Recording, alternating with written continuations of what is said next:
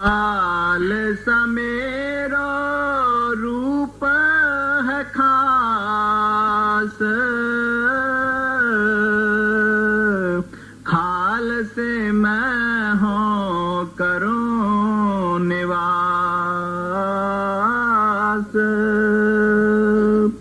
खालसा मेरो मुख है अंगा, खालसे के हों बसत सद संगा। फरमाते हैं प्यारी साध संगत जी, प्यारे खालसा जी, वो खालसे दी की महिमा है। जेड़ा कहंदे ने वो खालसा है जिसने अंदर जोत प्रकट कर ली है, जेड़ा अंदर चढ़ गया है, जेड़ा मौत तो ऊपर चला गया है। कहंदे ने खालसा मेरा मुख है अंगा। मुख अंग केड़े हुंदे ने जी? साडे शरीर दे दो मुख अंग ने। वो केड़े? एक दिल और एक दिमाग। जे दिल फेल हो जावे तो ये मौत दे घाट उतारिया को मौत हो जाती है। दिमाग फेल हो जावे तो फिर इसनू ज्ञानी होवे, पंडित होवे और साइंटिस्ट होवे, ये कितना पढ़िया लिखिया होवे, ये कितना लीडर होवे, इसनू चुक के मेंटल हॉस्पिटल दे विच बंद कर दिता जाता है। और जदों ब्रेन फेल हो जाता है और इसनू ये भी सुध नहीं रहिंदी कि मैं नंगा हाँ, नगन हाँ, जाके मेरे कपड़े हन। इसनू ये भी सुध नहीं रहिंदी कि जड़ा खाना है ये खाना है कि गंदा है। इसनू ये भी सुध नहीं रहिंदी मैं नहाना है, मैं पवित्र हाँ कि अपवित्र हाँ। कहंदे ने दो अंग ने जेड़े इंसान दे, अगर इन्हां चों एक फेल हो जाए, दिमाग फेल हो जाए, ये खत्म, ये कौडी कम नहीं है इसदी। इनू पता नहीं लगता, दिल फेल हो जाए मौत का शिकार बन जाता है। महाराज जी कहते ने जेड़ा मेरा खालसा है मेरा मुख अंग बन चुका है। खालसा मेरा मुख है अंगा। खालसा मेरा जेड़ा मुखी अंग हो चुका है। ये खालसे का जेड़ा दिल है ये मेरा दिल है। ये जेड़ा खालसे का दिमाग है मेरा दिमाग है। खालसे हों बसत, हम बसत, खालसे हों बसत सद संगा। कहते ने जेड़ा वो खालसा है उसनू पूछ के देखो फिर जाके, तो फिर ओदे कोलों कदे मैं जुदा नहीं होया हाँ। ओदे मैं हमेशा ही संग रहिंदा हाँ।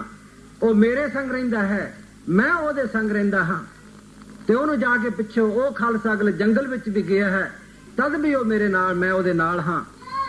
घर विच सौंदा है तद भी मैं ओदे नाल हाँ।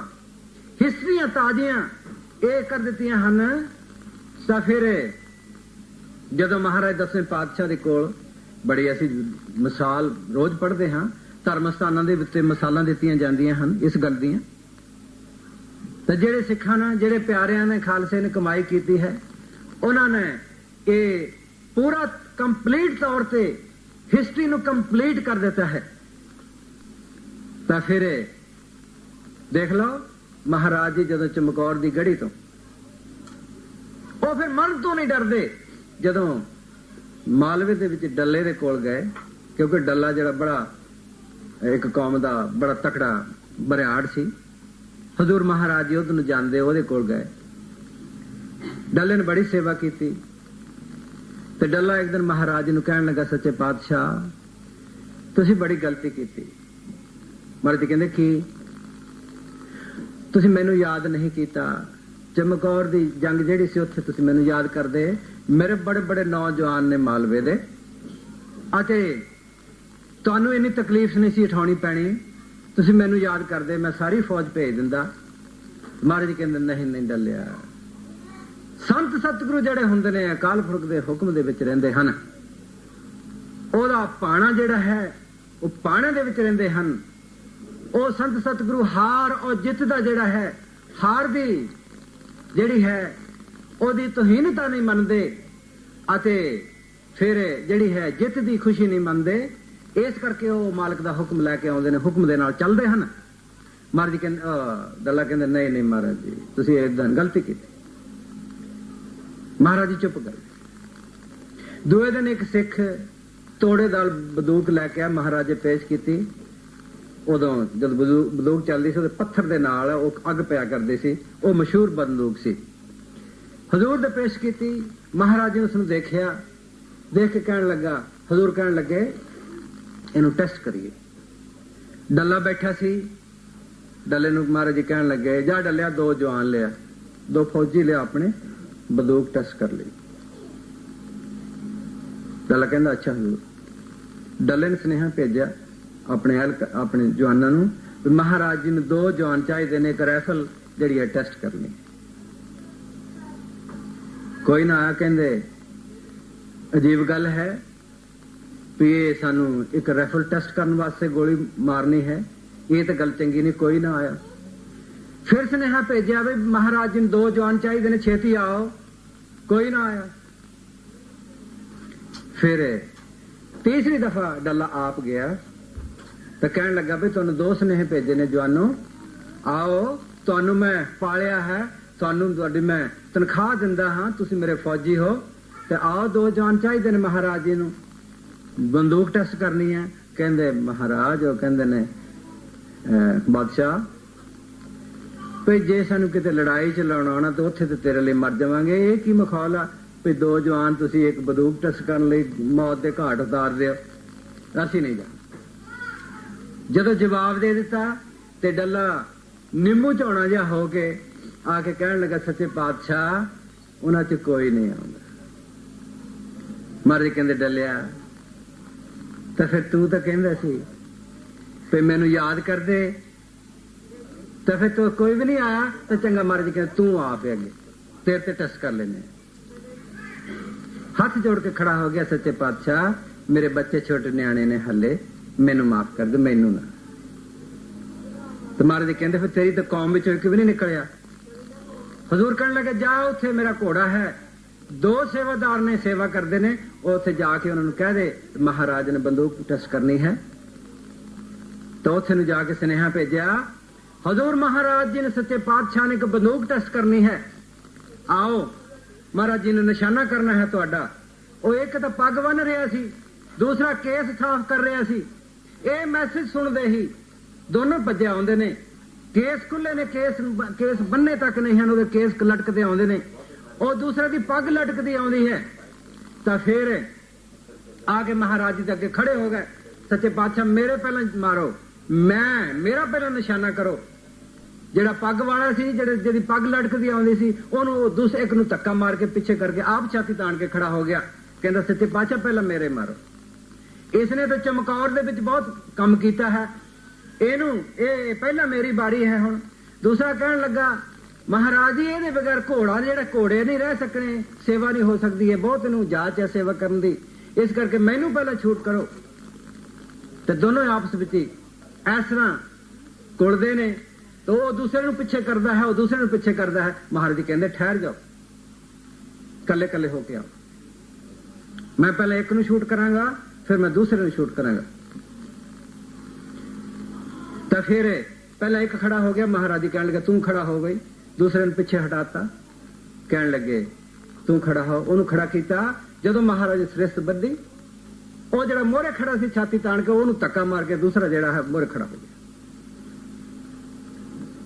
ਹਜ਼ੂਰ ਮਹਾਰਾਜ ਜੀ ਨੇ ਗੋਲੀ ਉੱਪਰ ਦੀ ਨਿਗਾਹ ਦਿੱਤੀ, ਉਹ ਤਾਂ ਡੱਲੇ ਦਾ ਇਮਤਿਹਾਨ ਸੀ। ਤਾਂ ਫਿਰ ਮਹਾਰਾਜ ਜੀ ਕਹਿਣ ਲੱਗੇ ਡੱਲਿਆ ਇਹ ਸਿੱਖੀ ਹੈ, ਇਹਨੂੰ ਸਿੱਖੀ ਕਹਿੰਦੇ ਨੇ। ਹਰ ਇੱਕ ਕੋਈ ਕਹਿੰਦਾ ਹੈ ਮੈਂ ਸਤਿਗੁਰੂ ਦੇ ਹੁੰਦੇ ਹੋਇਆਂ ਮੈਂ ਆਪਣੀ ਜਾਨ ਦੇ ਦਿਆਂ, ਇਹ ਸਿੱਖੀ ਹੈ। ਤਾਂ ਫਿਰ ਇਹਨੂੰ ਕਹਿੰਦੇ ਨੇ ਸਿੱਖੀ। ਕਿਹਨੂੰ? ਉਹ ਕਿਹੜੇ ਸਿੱਖ ਹਨ ਜਿਨ੍ਹਾਂ ਦੇ ਵਿੱਚ ਉਹ ਸਤਿਗੁਰੂ ਅਕਾਲ ਪੁਰਖ ਵਾਹਿਗੁਰੂ ਜਿਹੜਾ ਹੈ ਪ੍ਰਗਟ ਹੋ ਗਿਆ ਹੈ। ਜਦੋਂ ਮੌਤ ਦੀ ਬਾਉਂਡਰੀ ਟੱਪ ਜਾਂਦੇ ਹਾਂ, ਫਿਰ ਮੌਤ ਦਾ ਕੌਣ ਫਿਕਰ ਕਰਦਾ ਹੈ, ਕੌਣ ਪਰਵਾਹ ਕਰਦਾ ਹੈ? ਮਹਾਰਾਜ ਜੀ ਕਹਿੰਦੇ ਨੇ ਉਹ ਖਾਲਸਾ ਜਿਹੜਾ ਹੈ, ਅੱਜ ਮੈਂ ਉਹਦਾ ਰੂਪ ਹੋ ਗਿਆ ਹਾਂ, ਉਹ ਮੇਰਾ ਰੂਪ ਹੋ ਗਿਆ ਹੈ। ਔਰ ਜਿਹੜੇ ਉਹਦੇ 2 ਅੰਗ ਹਨ, ਉਹ ਮੈਂ ਉਹਦਾ ਦਿਮਾਗ ਹਾਂ, ਉਹ ਮੇਰਾ ਦਿਮਾਗ ਹੈ। ਮੈਂ ਉਹਦਾ ਦਿਲ ਹੋ ਗਿਆ ਹੈ, ਉਹ ਮੇਰਾ ਦਿਲ ਦੇ ਵਿੱਚ ਆ ਕੇ ਸਮਾ ਗਿਆ ਹੈ। ਅਸੀਂ ਇੱਕ ਦੂਸਰੇ ਦੋਨੋਂ ਜਿਹੜੇ ਮਾਲਕ ਦਾ, ਅਸੀਂ ਇੱਕੋ ਰੂਪ ਹੋ ਗਏ। ਸੁਣੋ ਅੱਗੇ ਕੀ ਕਹਿੰਦੇ ਨੇ। ਖਾਲਸਾ ਮੇਰੋ ਮੁਖ ਹੈ ਅੰਗਾ,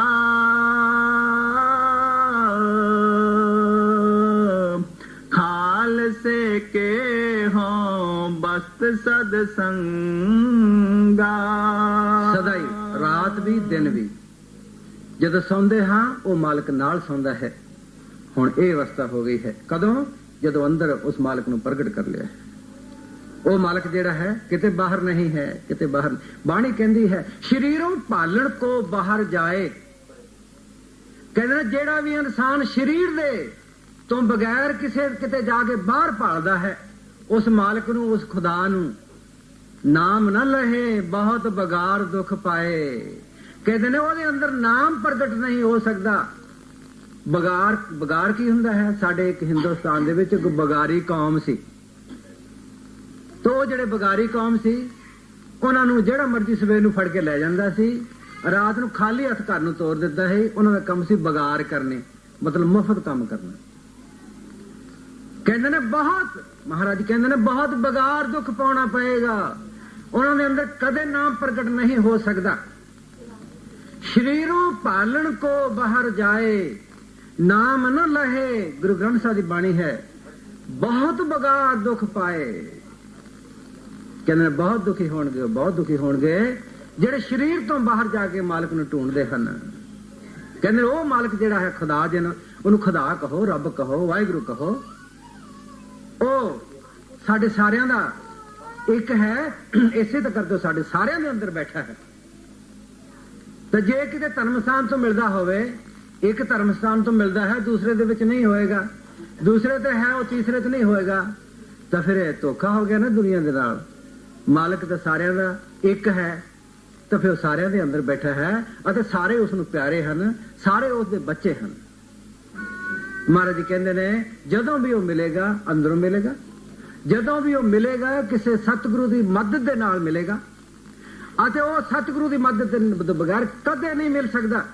ਕਹਿੰਦੇ ਨੇ ਉਹ ਕੁੱਲ ਮਾਲਕ ਜਿਹੜਾ ਹੈ ਇਨਸਾਨ ਦਾ ਚੋਲਾ ਪਹਿਨ ਕੇ ਆਉਂਦਾ ਹੈ। ਵਾਹਿਗੁਰੂ ਅਕਾਲ ਪੁਰਖ, ਚਾਹੇ ਉਹ ਹਿੰਦੂਆਂ ਵਿੱਚ ਆਇਆ, ਚਾਹੇ ਉਹ ਮੁਸਲਮਾਨਾਂ ਵਿੱਚ ਆਇਆ, ਚਾਹੇ ਉਹ ਸਿੱਖਾਂ ਇਸਾਈਆਂ ਦੇ ਵਿੱਚ ਆਇਆ, ਜਦੋਂ ਵੀ ਉਹ ਚੋਲਾ ਪਹਿਨ ਕੇ ਆਇਆ, ਉਦੋਂ ਅਕਾਲ ਪੁਰਖ ਦਾ ਰੂਪ ਇੱਥੇ ਆ ਕੇ ਕੀ ਕਹਿੰਦਾ? ਮਥਰਾ ਇੱਕ ਪੱਟ ਹੋਇਆ ਹੈ। ਗੁਰੂ ਅਰਜਨ ਸਾਹਿਬ ਦੇ ਟਾਈਮ ਦੇ ਉੱਤੇ ਉਹ ਕੀ ਕਹਿੰਦਾ ਹੈ? ਤਨ ਮਥਰਾ ਕੁਝ ਭੇਦ ਨਹੀਂ। ਐ ਮਥਰਾ ਤੂੰ ਇਹ ਗੱਲ ਕਹਿ ਦੇ, ਖੋਲ ਕੇ ਕਹਿ ਦੇ, ਗੁਰ ਅਰਜਨ ਪ੍ਰਤੱਖ ਹਰ। ਐ ਮਥਰਾ, ਇਹ ਗੁਰੂ ਅਰਜਨ ਸਾਹਿਬ ਜੀ ਮਹਾਰਾਜ ਜਿਹੜੇ ਇਨਸਾਨ ਨਹੀਂ ਹਨ। ਇਨਸਾਨ ਤਾਂ ਸਾਨੂੰ ਲੱਗਦੇ ਹਨ, ਕਿਉਂਕਿ ਸਾਡੇ ਲੈਵਲ ਤੇ ਆ ਕੇ ਸਾਨੂੰ ਬਖਸ਼ਣ ਵਾਸਤੇ ਚੋਲਾ ਪਹਿਨ ਕੇ ਆ ਕੇ ਬੈਠੇ ਹਨ। ਕਹਿੰਦੇ ਨੇ ਉਹ ਕੁੱਲ ਮਾਲਕ ਹੈ। ਅਕਾਲ ਪੁਰਖ ਵਾਹਿਗੁਰੂ ਸਾਡੇ ਸਾਹਮਣੇ ਚੋਲਾ ਪਹਿਨ ਕੇ ਬੈਠ ਗਿਆ ਹੈ। ਇੱਕ ਜਗ੍ਹਾ ਹੋਰ ਕਹਿੰਦੇ ਨੇ ਸਤਿਗੁਰੂ ਦਿਓ, ਦਿਓ ਮੀਨ ਸਤਿਗੁਰੂ ਦੇ ਵਾਲਾ, ਸਰੀਰ ਵਾਲਾ। ਗੁਰੂ ਗ੍ਰੰਥ ਸਾਹਿਬ ਦੀ ਬਾਣੀ ਹੈ, ਪ੍ਰਤੱਖ ਹਰ ਮੂਰਤ। ਜਿਹੜਾ ਅਕਾਲ ਪੁਰਖ ਚੋਲਾ ਪਹਿਨਦਾ ਮਹਾਤਮਾ ਦੇ ਚੋਲੇ ਵਿੱਚ ਆ ਕੇ ਪਰਫੈਕਟ ਮਾਸਟਰ, ਇਹਨੂੰ ਪਰਫੈਕਟ ਕਿਹਾ ਹੈ, ਪੂਰਨ ਸਤਿਗੁਰੂ ਕਿਹਾ ਹੈ। ਸਤਿਗੁਰੂ ਦਿਓ ਪ੍ਰਤੱਖ ਹਰ ਮੂਰਤ, ਅੰਮ੍ਰਿਤ ਬਚਨ ਸੁਣਾਵੇ, ਨਾਨਕ ਭਾਗ ਭਲੇ ਤਿਸ ਜਨ ਕੇ ਜੋ ਗੁਰ ਚਰਨੀ ਚਿਤ ਲਾਵੇ। ਬੱਚੇ ਹਨ।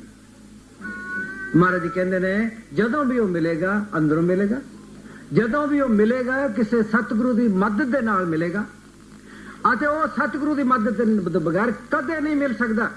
ਕਹਿੰਦੇ ਨੇ ਉਹ ਕੁੱਲ ਮਾਲਕ ਜਿਹੜਾ ਹੈ ਇਨਸਾਨ ਦਾ ਚੋਲਾ ਪਹਿਨ ਕੇ ਆਉਂਦਾ ਹੈ।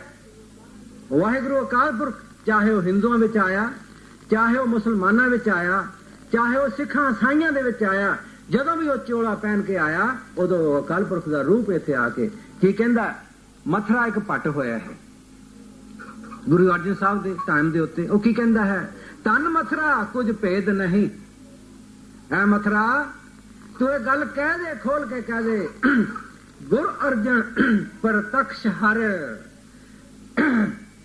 ਐ ਮਥਰਾ, ਇਹ ਗੁਰੂ ਅਰਜਨ ਸਾਹਿਬ ਜੀ ਮਹਾਰਾਜ ਜਿਹੜੇ ਇਨਸਾਨ ਨਹੀਂ ਹਨ। ਇਨਸਾਨ ਤਾਂ ਸਾਨੂੰ ਲੱਗਦੇ ਹਨ, ਕਿਉਂਕਿ ਸਾਡੇ ਲੈਵਲ ਤੇ ਆ ਕੇ ਸਾਨੂੰ ਬਖਸ਼ਣ ਵਾਸਤੇ ਚੋਲਾ ਪਹਿਨ ਕੇ ਆ ਕੇ ਬੈਠੇ ਹਨ। ਕਹਿੰਦੇ ਨੇ ਉਹ ਕੁੱਲ ਮਾਲਕ ਹੈ। ਅਕਾਲ ਪੁਰਖ ਵਾਹਿਗੁਰੂ ਸਾਡੇ ਸਾਹਮਣੇ ਚੋਲਾ ਪਹਿਨ ਕੇ ਬੈਠ ਗਿਆ ਹੈ।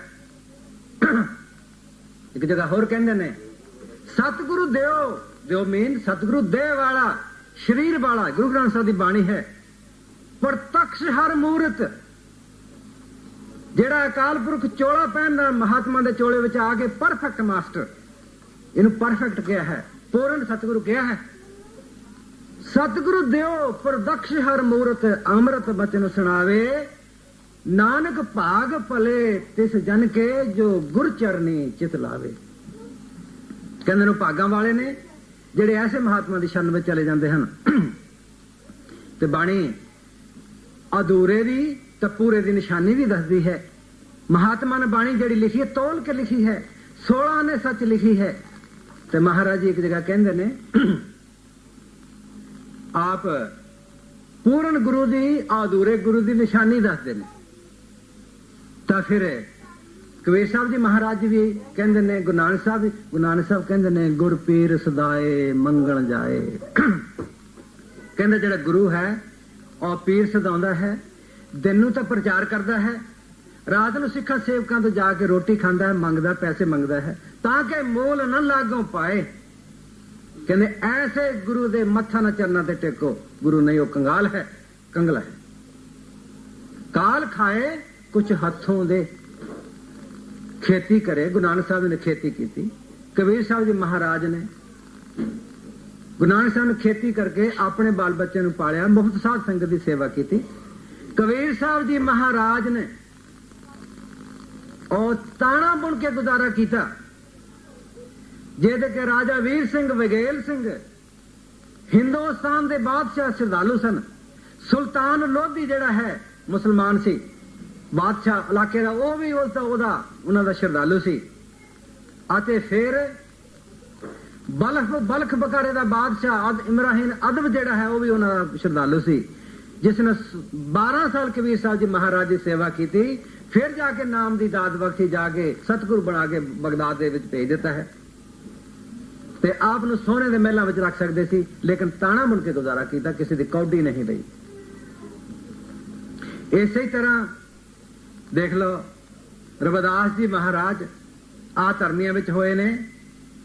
ਤਾਂ ਫਿਰ ਪੀਪਾ ਬਾਦਸ਼ਾਹ ਹਿੰਦੁਸਤਾਨ ਦਾ ਪੀਪਾ ਰਾਜਾ, ਜਿਹਦੀ ਬਾਣੀ ਗੁਰੂ ਗ੍ਰੰਥ ਸਾਹਿਬ ਵਿੱਚ ਆਉਂਦੀ ਹੈ। ਮੀਰਾ ਬਾਈ ਮੇੜਤਾ ਦੀ ਮਹਵਾੜ ਦੀ ਰਾਣੀ ਆਪ ਦੀ ਸੇਵਕ ਸੀ, ਕੌਡੀ ਨਹੀਂ ਲਈ, ਆਪ ਨੇ ਜੁੱਤੀਆਂ ਗੰਢ ਕੇ ਗੁਜ਼ਾਰਾ ਕੀਤਾ ਹੈ। ਮਹਾਤਮਾ ਮਿਸਾਲ ਦੇ ਕੇ ਸਮਝਾਉਂਦੇ ਹਨ, ਮਿਸਾਲ ਬਣ ਕੇ ਦੁਨੀਆ ਦੇ ਸਾਹਮਣੇ ਆਉਂਦੇ ਹਨ। ਔਰ ਫਿਰ ਇਹ ਕੌਡੀ ਨਹੀਂ ਕਿਸੇ ਕੋਲ। ਤਾਂ ਫਿਰ ਕੀ ਕਹਿੰਦੇ ਨੇ ਆਪਣੀ ਬਾਣੀ ਦੇ ਵਿੱਚ, ਦੇਖ ਲਓ ਅਸੀਂ ਰੋਜ਼ ਪੜ੍ਹਦੇ ਹਾਂ, ਇਤਨਾ ਵਕਤ ਵੀ ਨਹੀਂ ਹੈ। तो फिर टाइम भी हो चुका है, मेरा ख्याल है खालसा मेरो मुख है अंगा, खालसे के हो बस्त सद संगा, खालसा मेरो इष्ट सोहरद, खालसा मेरो कहियत बिरद। महाराज जी कहते ने मेरा इष्ट की है, मेरा की इष्ट है साध संग जी इत्थे आउण दा, कहते ने खालसा। ये खालसा मेरा इष्ट है, ये खालसा ही मेरा धर्म है, ये खालसा ही मेरा बेटा है, ये खालसा ही मेरा पुत्र है। खालसा मेरा इष्ट, सुहृद, सुहृद में बात भाव हुंदा है सहेला, मित्र, प्यारा, दोस्त। कहते ने यही मेरा खालसा जिहड़ा मेरा दोस्त है, मेरा मित्र है, मेरा सुहेला है। और अगर खालसा नहीं है, ये मेरा खालसा इत्थे नहीं तो मेरा इत्थे कोई काम नहीं है। अगर ये है तो मैं इत्थे हाँ, मैं इत्थे हाँ तो ये है, ते दोनों जड़े ने इस तरह रल के असीं इत्थे बैठे हाँ, नहीं तो मैं इत्थे की करना है। फिर की खालसा जिहड़ा है कहियत बिरद, कहंदे ने जिहड़ा मेरा विरद है, ਅਤੇ ਸਾਨੂੰ ਦੋਨਾਂ ਦਾ ਜਿਹੜਾ ਹੈ ਇੱਕ ਦੂਸਰੇ ਦਾ ਜਿਹੜਾ ਹੈ ਧਰਮ ਪਾਲਣਾ ਜਿਹੜਾ ਹੈ ਫਰਜ਼ ਬਣ ਜਾਂਦਾ ਹੈ। ਖਾਲਸਾ ਮੇਰਾ ਇਸ਼ਟ ਸੁਹਿਰਦ, ਖਾਲਸਾ ਮੇਰੋ ਕਹੀਅਤ ਬਿਰਦ।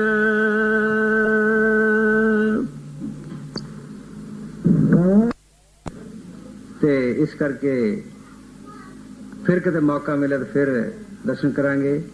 ਇੱਥੇ ਅਸੀਂ ਸਮਾਪਤ ਕਰਦੇ ਹਾਂ। ਫਿਰ ਪੜ੍ਹਦੇ